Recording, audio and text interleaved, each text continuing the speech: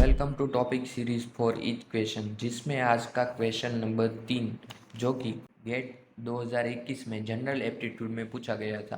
तो क्वेश्चन के according, in a company 35% of employ drink coffee, 40% of employ drink tea and 10% of employ drink both tea and coffee.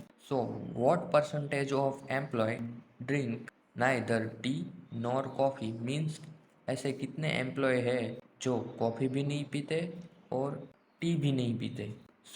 इसका answer हम ऐसे calculate कर सकते हैं कि 35% कॉफ़ी पीने वाले एम्प्लॉय, 40% टी पीने वाले एम्प्लॉय और 10% टी और कॉफ़ी दोनों पीने वाले एम्प्लॉय। टोटल टी और कॉफ़ी पीने वाले एम्प्लॉय का हम टोटल करेंगे और उसमें से दोनों पीने वाले जो एम्प्लॉय है माइनस करेंगे।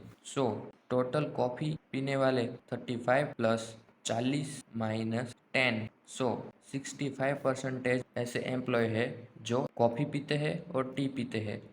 अब ऐसे कितने एम्प्लॉय है जो दोनों नहीं पीते, तो 100 में से माइनस करेंगे तो 35 आंसर आएगा।